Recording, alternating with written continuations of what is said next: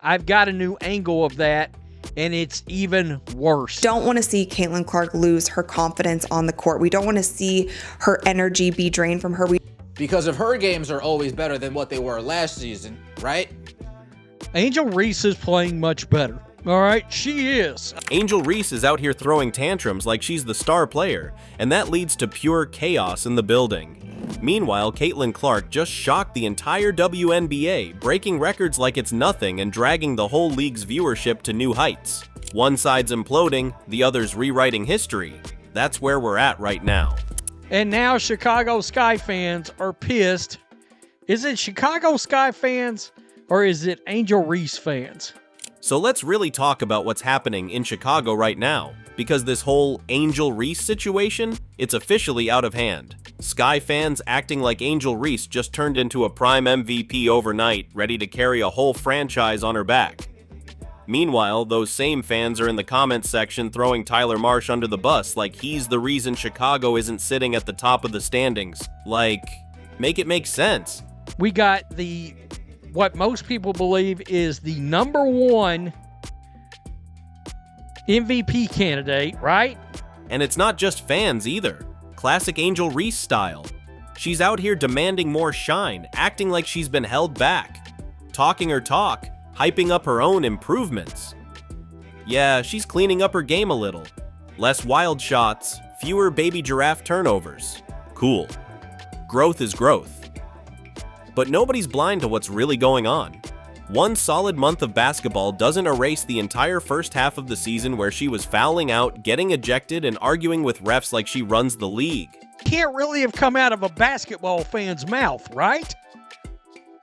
You gotta be kidding me. She flashed a few assists and you want her bringing the ball up the court?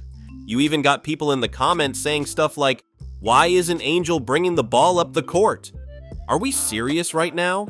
Angel Reese can barely dribble with her left hand. She's a power forward, not Caitlin Clark. This isn't AAU ball where you let everybody play point guard for fun. Angel wants the spotlight, she wants the control. But no one's really buying it outside of her loudest fans. He don't know how to make plays for Angel or Camilla. He only specializes in guard play. Meanwhile, Chicago's barely drawing 8,000 fans per game. Tyler Marsh might not be Coach of the Year, but let's be honest, Angel's not carrying the Sky anywhere solo. This whole narrative feels like a smokescreen while the real WNBA action is happening somewhere else. And you already know where that spotlight's really shining. Still want him run off? Because she obviously looks like an improved player. Let's be clear here. Angel Reese is a power forward. A power forward, not a point guard, not Caitlin Clark. Angel can barely dribble with her left hand half the time, but y'all want her running the offense? Be serious. I mean, come on. Let's get real. And she still can look like a baby deer or a baby giraffe out there. She can look uncomfortable on the court, all right? That's the thing about Angel Reese's fan base right now. Completely detached from basketball reality. This is the same Angel Reese who was out here earlier in the season tossing up wild shots, chasing her own rebounds like it was middle school gym class. Field goal percentage scraping the bottom. Turnovers? Ugly. Baby deer legs, baby giraffe arms. Pick your animal, she was moving like it. But now she strings together, 7 or 8 games looking decent, and all of a sudden we're supposed to pretend she's out here dominating the league? There's a chance she has changed her game for the better. And I think it's because of shot selection, all right? Let's really look at the numbers. Yeah, Angel's field goal percentage has gone up, offensive rebounds down, which means she's forcing less garbage shots, finally. But does that make her that girl? Nope. Not when she's still turning the ball over like she's allergic to keeping possession. Not when she's still ranked 10th in All-Star voting. 10th! Her fans make it sound like she's the face of the league already, but actual WNBA players voted. Caitlin Clark got over 50% of the votes for future face of the league. Angel wasn't even close. Caitlin Clark was on ABC prior to this most recent injury stint against the Las Vegas Aces. They did 1.7 million average viewers with a peak of 2.2 million average viewers. That's the gap right there. Reese fans live in their own little world. Meanwhile, Caitlin Clark is out here pulling in 2.1 million viewers on ABC like it's light work. Fever vs. Wings, 2.1 million average, 2.5 million peak. Fourth biggest WNBA game ABC has ever aired, ever. Meanwhile, Chicago Sky plays and the arena isn't even sold out. 100 fans in the building when they're supposed to be riding for Angel Reese? They're pissed at Tyler Marsh. And I'm like, but what if Angel's development is because of his coaching? That's why this whole fire Tyler Marsh thing doesn't add up. People act like he's holding her back. What if it's the opposite?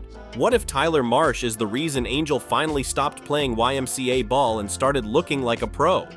7, 8 solid games in a row don't just happen by accident. And let's not forget, this team doesn't have depth. Outside of Angel, Camila Cardozo, and maybe Marina Mabre, there's not much going on. Folks expecting the Sky to look like the Aces or Liberty are just delusional. Announced that WNBA TV ratings are down more than 50% since Caitlin Clark's injury. Meanwhile, Caitlin Clark? No drama, no fake hype, just numbers. Every time she touches national TV, ratings shoot up. Her games account for the WNBA's biggest growth this season. Plain and simple. When she's off TV, ratings drop right back down. But somehow, people want to keep forcing this narrative that Angel Reese is right there with her. Now, these people running around talking about Angel Reese is better than Caitlin Clark, that's absurd. Y'all damn well know Caitlin Clark's been injured. You all gotta stop. Angel's improving, sure, but she's not Caitlin, not close. And screaming for your coach's job while ignoring your favorite player's flaws isn't helping anything.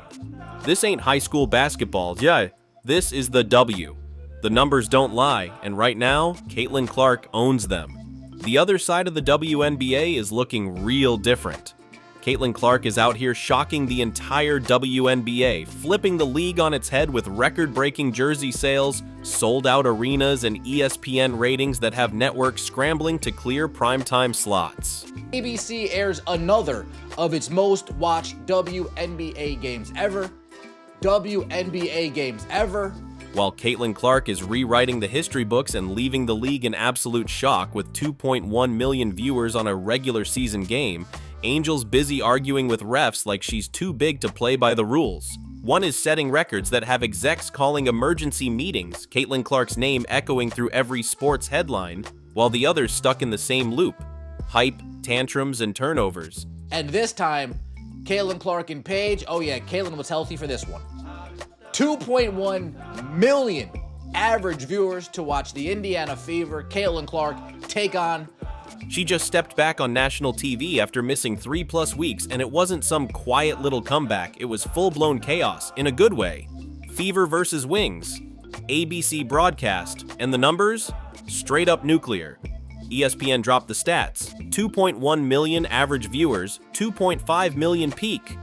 Fourth biggest WNBA game ABC has ever aired, out of over 120 regular season and playoff games. That's not normal. That's not even regular good for the WNBA numbers. That's Caitlin Clark numbers. If you're still sitting here watching, hit that subscribe button to stay locked in. Pressure's on when the bright lights are on. That's why I also get so annoyed when people still won't believe the hype, or they say the hype around Caitlin Clark is just hype. Like, no, she is an incredible basketball player. The Caitlin Clark effect is undeniable at this point, and we've all seen it play out in real time. It's not just about Caitlin putting up numbers or hitting logo threes. When she's on the court, everybody around her eats. Everybody. That recent Fever vs. Wings game proved it again.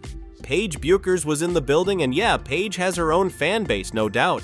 But let's not get carried away like Paige is out here pulling 2.5 million viewers by herself. That number doesn't happen unless Caitlin Clark is on the floor. Still won't believe the hype, or they say the hype around Caitlin Clark is just hype. Like, no, she is an incredible basketball player. She does things on the court. And it's not just TV ratings, it's the whole ecosystem. You've got Sophie Cunningham, her signature shoe in just one night after she cited Caitlin. Gone. You think that's happening if she's playing Indiana on a random Tuesday without Clark? Not a chance.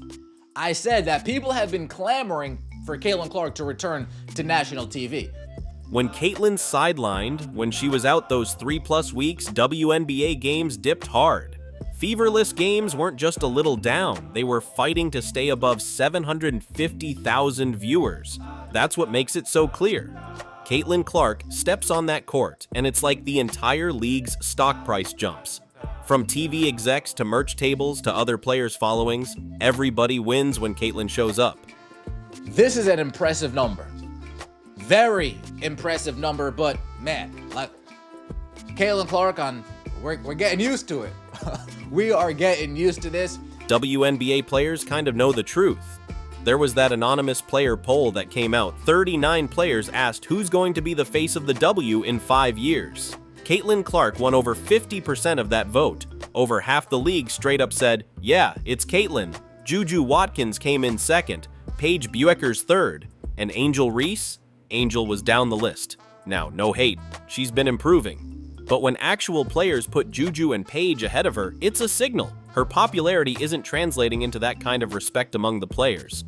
And then you've got A'ja Wilson showing up on that list too. A'ja's 29 now. In 5 years, she'll be 34. That's past prime for the WNBA. This ain't the NBA where guys stretch their careers deep into their 30s. WNBA players know it. Fans might still want to hold on, but the reality is, in 5 years, it's going to be the Caitlyn and Juju show if everything stays on track. That was the Connecticut Sun defensive strategy for Caitlyn Clark, and JC Sheldon was in her face the entire time.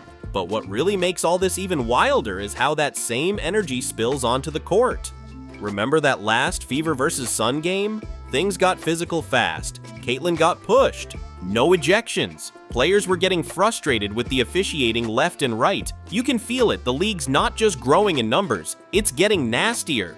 You got Angel Reese mixing it up with opponents, Caitlyn Clark taking cheap shots, intentional or not, and every podcast and YouTube creator talking about how the referees are losing control of these games. That we were pretty soft in the first half defensively and even in the third quarter, and we kind of went on a run in the fourth. It's because our defense stepped up and we took away their action. We followed the scout, and so that rematch between the Fever and Sun isn't just about winning anymore. It's about reputation. These aren't just basketball games anymore. They're becoming brand-defining moments. One bad hit, one bad call, and it's all over Twitter, ESPN, YouTube. People aren't just tuning in for the basketball, they're tuning in for the drama, for the chaos. Every single play leading up to that, if the referees had control of the game, that is their only job. The referee's first job, their number one job, is to protect their players. Which really brings it all full circle. The WNBA's at a serious crossroads right now. Growth or chaos, no in between. On one side, you've got Angel Reese. Sure, she's tightening up her game, fewer wild shots, cleaning up her rebounds, finally looking like she belongs out there. But her fans act like she's already the face of the league, ignoring the fact she came in 10th in all-star voting. 10th. That's not superstardom, that's mid. And how they were not protecting players, and they especially weren't protecting the number one player in this league, the biggest draw in this league, which is Caitlyn Clark. And then on the other side, you've got Caitlyn Clark literally holding the entire WNBA on her back like Atlas carrying the sky. Viewership, merch sales, media buzz, all roads lead to Caitlyn right now. When she plays, numbers spike. When she sits, the league dips. It's that simple. And that's why the WNBA needs to be smart about this. Protect players like Caitlyn, build around them. Because right now, it feels like the league spends more time worrying about feeding the Angel Reese hype machine than actually focusing on what's growing the game. Stop that nonsense. Y'all got to stop that nonsense. Seriously. Chicago Sky's chaos kind of mirrors the whole league's struggle right now. Is this really about pure basketball skills anymore, or is it about who can get the most clicks, the biggest audience? Purists don't want to admit it, but the numbers are there. Caitlyn Clark is the face now, whether the old guard likes it or not. And that's the question people really gotta ask themselves. Who's really running this league now? Who's really the face? Caitlyn, Angel, Juju, or is it just straight up social media? Don't forget to like this video and make sure you subscribe to the channel to get more updates.